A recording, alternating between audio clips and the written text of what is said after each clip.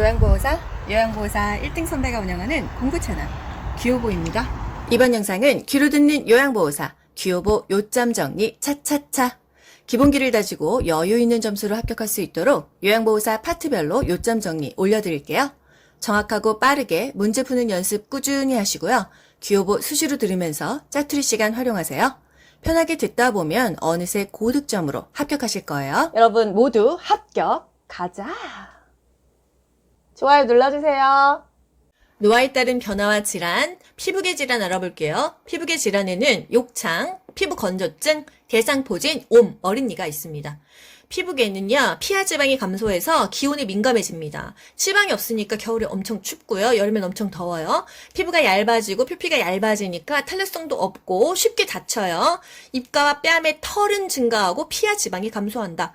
털 사실 안 좋잖아요. 털은 생기고 피하 지방은 감소하니까 건조하죠. 또 손발톱은 두꺼워집니다. 그래서 자르려고 하면 뜨거운 물에 불려야 돼요. 탄력은 감소되고 멜라닌 세포가 감소하니까 흰머리가 나오는 거예요. 욕창의 4단계. 욕창은 1단계, 2단계, 3단계, 4단계로 나뉘어지는데요. 처음에 불그스름해지는 거는 1단계예요. 홍반이 있다.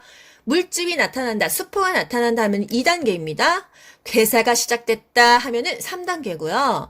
뼈와 근육까지 깊이 괴사가 시작됐다 하면은 3단계로 보시면 되겠어요.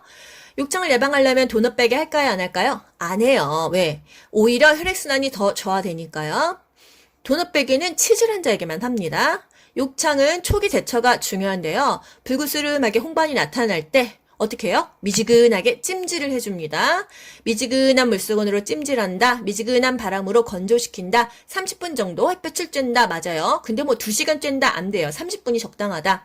욕창 부위를 마사지하고 가볍게 톡톡톡톡 두들긴다. 왜 애기들 기저귀 갈 때 이렇게 습한 거 이렇게 톡톡톡톡 두들기듯이 욕창도 초반에는 이렇게 가볍게 두드립니다. 파스 절대 안 붙여요. 파스는 근육통에 붙이지 피부 질환에 붙이지 않잖아요. 2시간마다 체위 변경해준다. 누워있는 환자는 2시간마다, 앉아있거나 뭐 휠체어, 의자에 앉아있으면 1시간마다 오히려 압력을 더 받으니까요.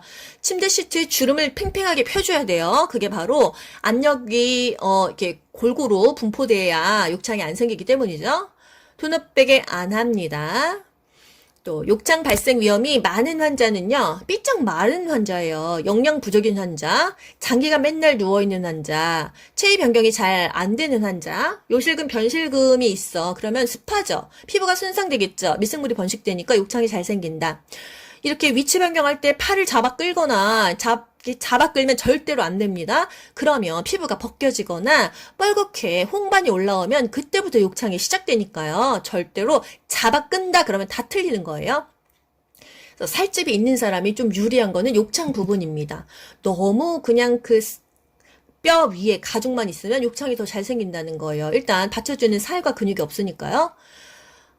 불규칙한 체위 변경을 하면 욕창이 잘 생긴다는 거. 이음새가 없는 면 시트를 깔아줘야겠죠. 그런 이음새나 뭐 지퍼나 이렇게 튀어나온 부분에 또 살이 예민해져서 쓸리니까요. 도넛 빼기는 하지 않는다. 요거. 피부계는요, 입가와 뺨에 털이 생긴다. 피하 지방은 감소한다. 건조하니까 보습을 해줘라.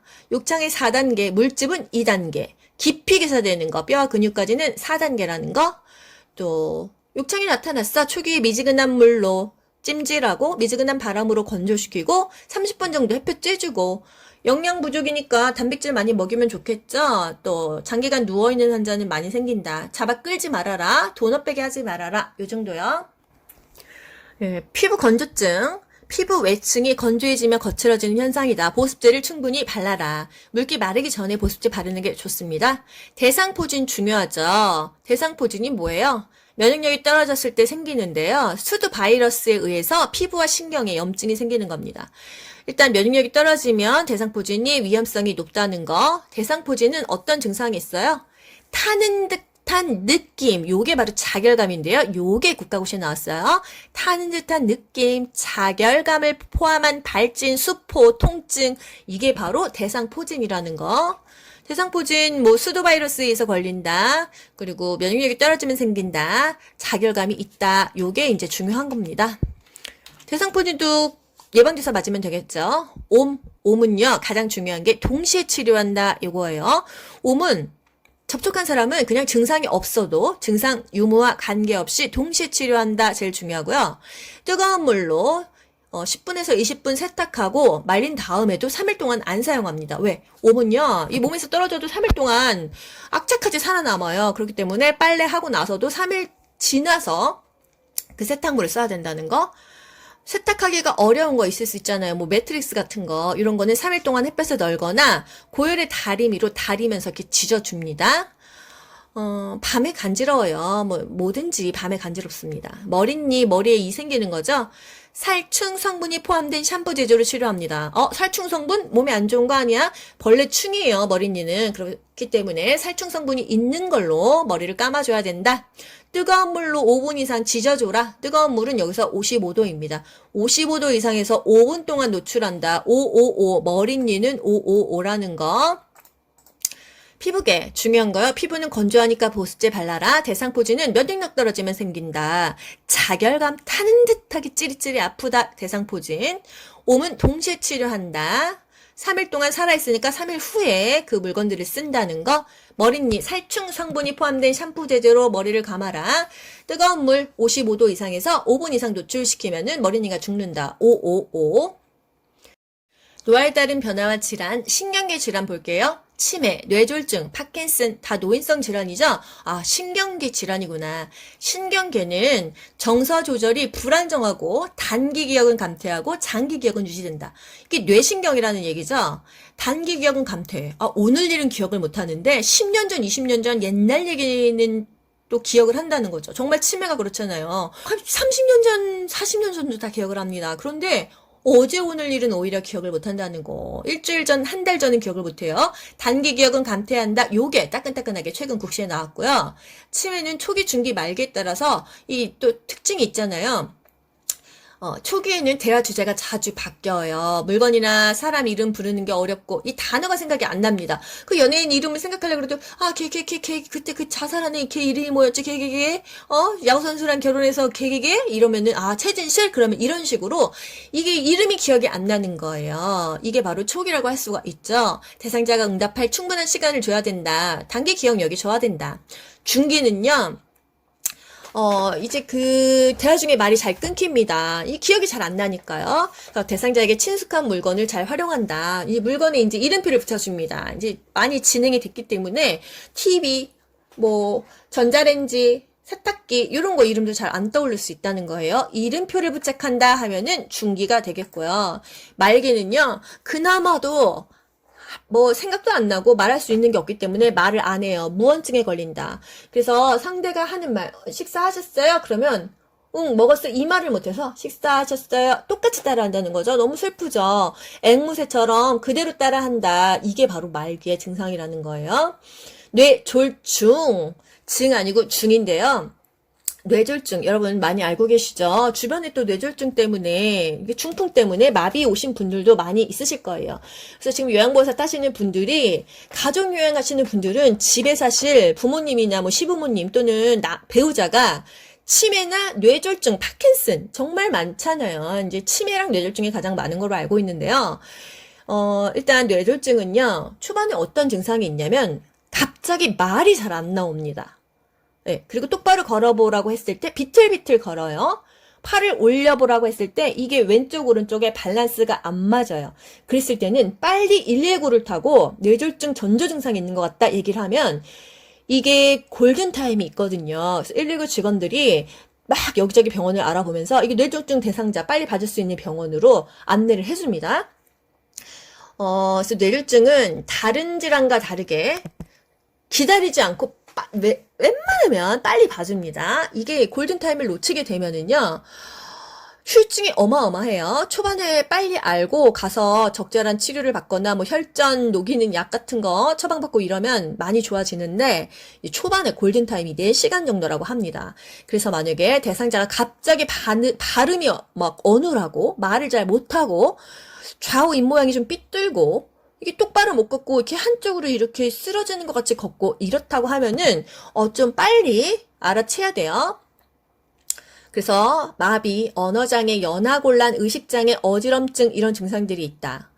뇌로 혈액 공급이 막히거나 터져서 발생한다. 막히면 뇌졸중이고요. 터지면 뇌출혈이에요. 이게 지금 다 국가고시에 나왔던 거고요. 손해가 손상했어. 그런 경우에는 균형감을 상실한다. 그러면은 술 취한 사람처럼 삐뚤삐뚤 걸어. 그게 바로 운동실조증이다. 뇌졸중의 전구 증상. 한 개의 물체가 둘러 보인다. 갑자기 둘러 보여요. 진짜로 응급실 가면요. 의사가 손가락을 이렇게 보입니다. 이거 몇 개예요? 이거 몇 개예요? 요거를 하더라고요. 뇌졸중 전구 증상은 한 개의 물체가 두 개로 보인다고 합니다. 왜 이런 것들이 국가고시에 많이 나올까요? 왜 치매랑 뇌졸중이 국가고시에 많이 나올까요? 우리 주변에 정말 치매 환자, 뇌졸중 환자 많잖아요. 주변에서 많이 볼 수 있는 것들, 고혈압, 이런 것들이 국가고시에 계속 나오는 거예요. 파킨슨도 노인성 질환이죠? 자세는 구부정하고요. 표정이 무표정이에요. 안정 시에 떨림이 있다. 안정하고 있는데 가만히 있는데 덜덜덜덜 떨리고요. 차라리 뭔가 목적성 있는 행동을 할 때는 덜 떨린다는 거예요. 희한하지 않나요? 안정 시에 떨림과 근육 경직이 나타난다. 손을 심하게 떨어요. 알약 5알 먹어야 되는데 입에 알약 넣다가 덜덜덜덜 하다가 떨어뜨린단 말이에요. 그래서 이럴 때는 요양보호사가 대상자의 입 안에 알약을 넣어준다. 이것도 국가고시에 나오는 포인트입니다. 그래서 신경계는 치매, 뇌졸중, 파킨슨이 있다. 치매는 이 초기, 중기, 말기 단계가 있다. 단기 기억력이 저하되고 장기 기억력이 유지되는 게 치매의 특성인데 일단 대상자가 이름을 잘 모른다. 이름표를 부착하는 거는 중기고 말을 너무 안 해. 무언증이야. 그래서 앵무새처럼 따라해 하면은 말기고 뇌졸중의 증상에는 막히면 뇌졸중, 터지면 뇌출혈. 어떤 증상이야? 초반에 말을 잘 못해. 언어 장애가 가장 많습니다. 그리고 좌뇌가 다쳤어. 그러면 이게 크로스로 반대로 몸이 마비가 와요. 좌뇌가 다치면 오른쪽, 우뇌가 다치면 왼쪽 이렇게 마비가 옵니다. 뇌졸중은 같은 말로 중풍이더라. 파킨슨, 안정시에 떨림이 있다. 이게 도파민이 부족해서 생기는 병이에요. 한마디로. 그래서 안정시에 떨림과 근육의 경직이 나타난다. 그래서 손을 덜덜덜 떤다면 대상자의 입안에 알약을 넣어준다. 이것까지 기억하셔야 됩니다. 여기까지요. 귀로 듣고 고득점 합격하는 비결이 귀요보에 있습니다. 여러분 모두 합격 가자. 안녕. 좋아요 눌러주세요.